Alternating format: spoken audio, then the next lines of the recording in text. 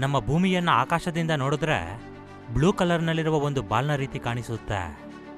ನೋಡಿ, ನಮ್ಮ ಭೂಮಿ ಆಕಾಶದಿಂದ ಎಷ್ಟು ಸುಂದರವಾಗಿ ಕಾಣಿಸ್ತಿದೆ ಅಂತ.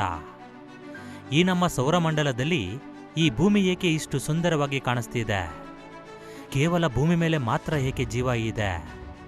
ಈ ಭೂಮಿ ಇಷ್ಟು ಸುಂದರವಾಗಿ ಕಾಣಲು ಅದರ ಹಿಂದೆ ಅಗ್ನಿಪರ್ವತಗಳ ಕೈವಾಡ ಇದೆ ಅಂದ್ರೆ ನೀವು ನಂಬ್ತೀರಾ?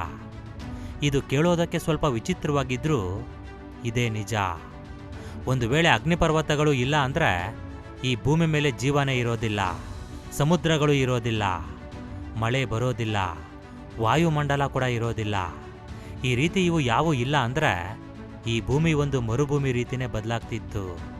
ಹಾಗಾದ್ರೆ ಈ ಅಗ್ನಿಪರ್ವತಗಳು ಏಕೆ ಅಷ್ಟು ಮುಖ್ಯ? ಅಷ್ಟಕ್ಕೂ ನಮ್ಮ ಭೂಮಿಗೆ ಮತ್ತು ಅಗ್ನಿಪರ್ವತಗಳಿಗೆ ಇರುವ ಸಂಬಂಧವೇನು? ಇಂತಹ ತುಂಬ ಪ್ರಶ್ನೆಗಳಿಗೆ ಉತ್ತರವನ್ನ ಈ ವಿಡಿಯೋದಲ್ಲಿ ನಾವು ತಿಳಿದುಕೊಳ್ಳುವ ಪ್ರಯತ್ನವನ್ನ ಮಾಡೋಣ. ಈ ವಿಡಿಯೋ ತುಂಬ ಇಂಟ್ರೆಸ್ಟಿಂಗ್ ಆಗಿ ಇರುತ್ತೆ, ಆದ್ದರಿಂದ ಕೊನೆವರೆಗೂ ನೋಡಿ. ಇಷ್ಟ ಆದರೆ ಲೈಕ್ ಮಾಡಿ. ಅಗ್ನಿಪರ್ವತ ಅಂದ ತಕ್ಷಣ ಮೊದಲು ನಮಗೆ ನೆನಪಿಗೆ ಬರುವ ವಿಷಯ ಅದರಿಂದ ಉಕ್ಕಿ ಬರುವ ಲಾವಾ. ಈ ಲಾವಾ ಕಾರಣದಿಂದ ಬರುವ ಹೊಗೆ, ಅದರ ಹತ್ತಿರ ಇರುವ ಬಿಸಿ ಮತ್ತು ಅದರಿಂದ ಉಂಟಾಗುವ ಸ್ಫೋಟ. ಈ ಭೂಮಿ ಒಳಗಡೆ ತುಂಬ ಹೈ ಟೆಂಪರೇಚರ್ ಇದೆ. ಭೂಮಿಯ ಕೋರ್ ಟೆಂಪರೇಚರ್ ಸುಮಾರು 6000 ಡಿಗ್ರಿ ಸೆಲ್ಸಿಯಸ್ವರೆಗೆ ಇರುತ್ತೆ.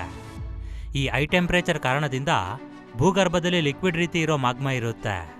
ಈ ಮಾಗ್ಮಾ ಭೂಗರ್ಭದಲ್ಲಿ ಚಲಿಸುತ್ತಿರುವಾಗ ಟೆಕ್ಟಾನಿಕ್ ಪ್ಲೇಟ್ಸ್ ಕೂಡ ಕದಲುತ್ತೆ. ಇದರಿಂದ ಭೂಮಿಯ ಮೇಲ್ಭಾಗದಲ್ಲಿ ಭೂಕಂಪ ಬಂದ ರೀತಿ ಅನಿಸುತ್ತೆ. ಭೂಮಿಯಲ್ಲಿರುವ ಈ ಟೆಕ್ಟಾನಿಕ್ ಪ್ಲೇಟ್ಸ್ ಮೂವ್ಮೆಂಟ್ನಿಂದ ಒಂದು ಪ್ಲೇಟ್ ಇನ್ನೊಂದು ಪ್ಲೇಟ್ಗೆ ಡಿಕ್ಕಿ ಹೊಡೆಯುತ್ತೆ. ಇದರಲ್ಲಿ ಗಟ್ಟಿಯಾಗಿರುವ ಪ್ಲೇಟ್ ಭೂಮಿಯ ಕೆಳಗೆ ಹೋಗುತ್ತೆ, ಮೃದುವಾಗಿರುವ ಪ್ಲೇಟ್ ಭೂಮಿಯ ಮೇಲ್ಭಾಗಕ್ಕೆ ಬರುತ್ತೆ. ಇದರಿಂದ ಪರ್ವತ, ಬೆಟ್ಟ, ಗುಡ್ಡಗಳು ತಯಾರಾಗುತ್ತೆ. ಗಟ್ಟಿಯಾಗಿರುವ ಪ್ಲೇಟ್ ಭೂಮಿಯ ಕೆಳಗೆ ಹೋಗಿ ಅಲ್ಲಿ ಇರುವ ಹೈ ಟೆಂಪರೇಚರ್ ಕಾರಣದಿಂದ ಆ ಪ್ಲೇಟ್ನಲ್ಲಿರುವ ಕಲ್ಲುಗಳು ಮತ್ತು ಬೇರೆ ಬೇರೆ ಪದಾರ್ಥಗಳು ಒಡೆದು ಹೋಗಿ ಮಾಗ್ಮಾದಲ್ಲಿ ಬೆರೆತು ಹೋಗುತ್ತೆ. ಈ ರೀತಿ ಅಲ್ಲಿ ಇರುವ ಹೈ ಟೆಂಪರೇಚರ್ ಮತ್ತು ಹೈ ಪ್ರೆಷರ್ ಭೂಮಿಯನ್ನು ಸೀಳಿಕೊಂಡು ಮಾಗ್ಮಾ ಪರ್ವತಗಳ ಮಧ್ಯದಲ್ಲಿ ಹೊರಬರುತ್ತೆ. ಇದನ್ನು ನಾವು ಅಗ್ನಿಪರ್ವತ ಅಂತ ಕರಿತೀವಿ. ಎಲ್ಲಿಯವರೆಗೆ ಮಾಗ್ಮಾ ಲಿಕ್ವಿಡ್ ರೂಪದಲ್ಲಿ ಭೂಮಿಯ ಒಳಗಡೆ ಇರುತ್ತೋ ಅದನ್ನು ಮಾಗ್ಮಾ ಅಂತ ಕರೀತಾರೆ. ಅದೇ ಮಾಗ್ಮಾ ಅಗ್ನಿಪರ್ವತಗಳ ರೂಪದಲ್ಲಿ ಹೊರ ಬಂದರೆ ಅದನ್ನು ಲಾವಾ ಅಂತ ಕರೀತಾರೆ. ಭೂಮಿಯ ಮೇಲೆ ಈ ಲಾವಾ ಘನೀಕರಿಸೋದ್ರಿಂದ ಅಗ್ನಿಪರ್ವತಗಳು ಸೃಷ್ಟಿಯಾಗುತ್ತೆ. ಒಂದು ವೇಳೆ ಅಗ್ನಿಪರ್ವತಗಳಿಂದ ಮಾಗ್ಮಾ ಲಾವಾ ರೂಪದಲ್ಲಿ ಹೊರಬರಲಿಲ್ಲ ಅಂದರೆ ಆಗ ದೊಡ್ಡ ದೊಡ್ಡ ಭೂಕಂಪಗಳು ಬರುವ ಅವಕಾಶ ಇರುತ್ತೆ.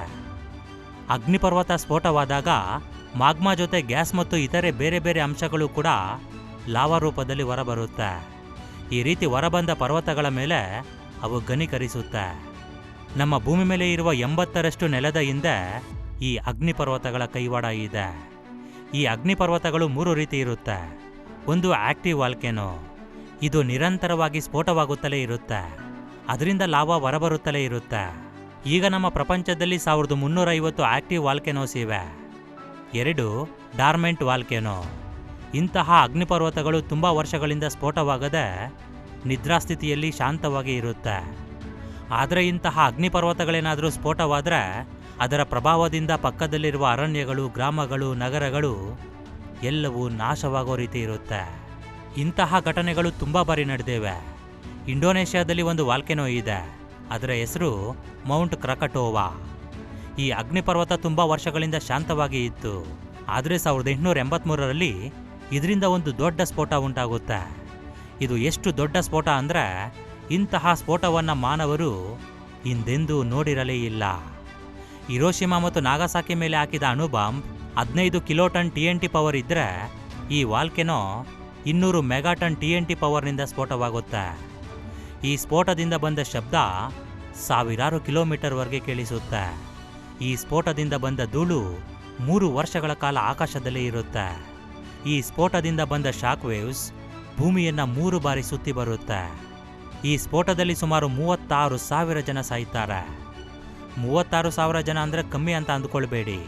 1883ರಲ್ಲಿ ನಮ್ಮ ಪ್ರಪಂಚದಲ್ಲಿ ಈಗಿರುವಷ್ಟು ಜನಸಂಖ್ಯೆ ಇರಲಿಲ್ಲ.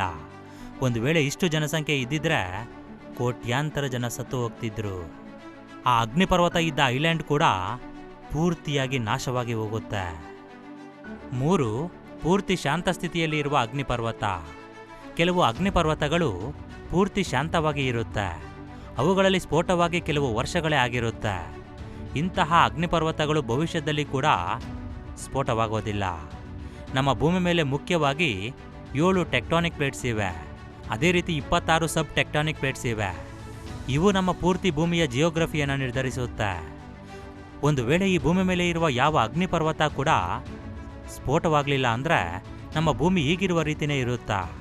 ಇಲ್ಲ ಅಂತಿದ್ದಾರೆ ವಿಜ್ಞಾನಿಗಳು.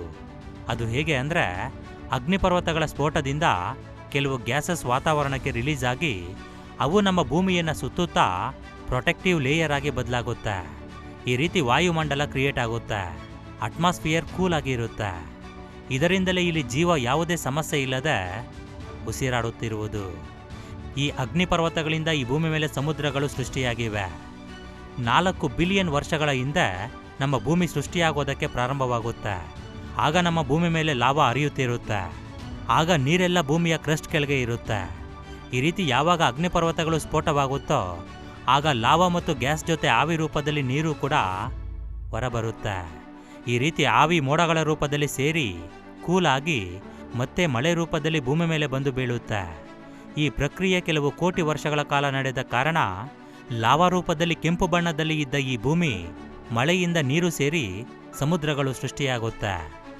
ಅದೇ ರೀತಿ ಈಗ ನಾವು ನೋಡುತ್ತಿರುವ ನೆಲವೆಲ್ಲ ಅಗ್ನಿಪರ್ವತಗಳಿಂದನೇ ಸೃಷ್ಟಿಯಾಗಿದೆ. ಅಗ್ನಿಪರ್ವತಗಳು ಇಲ್ಲ ಅಂದರೆ ನೆಲ ಕ್ರಿಯೇಟ್ ಆಗೋದೇ ಇಲ್ಲ. ಏಕೆ ಅಂದರೆ ಅಗ್ನಿಪರ್ವತಗಳು ಸ್ಫೋಟವಾಗೋದ್ರಿಂದ ಭೂಮಿ ಒಳಗಡೆ ಇರುವ ಖನಿಜಗಳು ಹೊರಬಂದು ನೆಲವನ್ನು ಕ್ರಿಯೇಟ್ ಮಾಡುತ್ತೆ. ಅದೇ ರೀತಿ ಭೂಮಿಯ ಮೇಲೆ ಮೊದಲ ಸೂಕ್ಷ್ಮಾಣುಜೀವಿ ಕ್ರಿಯೇಟ್ ಆಗಿದ್ದು ಅಗ್ನಿಪರ್ವತಗಳ ಹತ್ತಿರದಲ್ಲಿರುವ ನೀರಿನಲ್ಲಿ ಅಂತ ವಿಜ್ಞಾನಿಗಳು ಹೇಳ್ತಿದ್ದಾರೆ.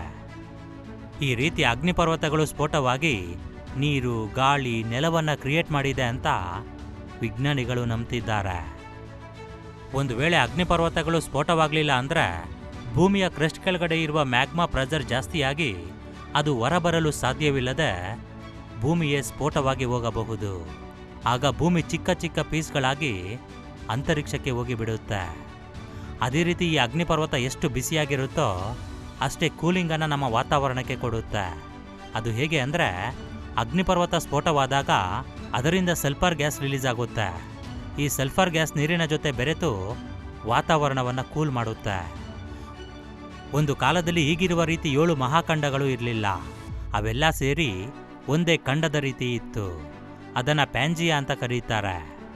ಈ ರೀತಿ ಒಂದು ಕಡೆ ಇದ್ದ ಭೂಮಿ ಒಳಗೆ ಇರುವ ಮ್ಯಾಗ್ಮಾ ಮೂಮೆಂಟ್ನಿಂದ ಟೆಕ್ಟಾನಿಕ್ ಪ್ಲೇಟ್ಸ್ ಕದಲಿ ಈಗಿರುವ ಭೂಮಿ ರೀತಿ ಬದಲಾಗಿದೆ. ಈ ರೀತಿ ಭೂಮಿ ಮೇಲೆ ಅಗ್ನಿಪರ್ವತಗಳು ಇಲ್ಲ ಅಂದಿದ್ರೆ ಈ ಭೂಮಿ ಮೇಲೆ ನೀರು ಇರ್ತಿರ್ಲಿಲ್ಲ, ಮಳೆ ಬರ್ತಿರ್ಲಿಲ್ಲ, ಗಾಳಿ ಕೂಡ ಇರ್ತಿರ್ಲಿಲ್ಲ, ಜೀವ ಕೂಡ ಹುಟ್ಟುತ್ತಿರಲಿಲ್ಲ. ಈ ರೀತಿ ಈ ಭೂಮಿ ಇಷ್ಟು ಸುಂದರವಾಗಿ ಕಾಣೋದಕ್ಕೆ ಮುಖ್ಯ ಕಾರಣ ಅಗ್ನಿಪರ್ವತಗಳು.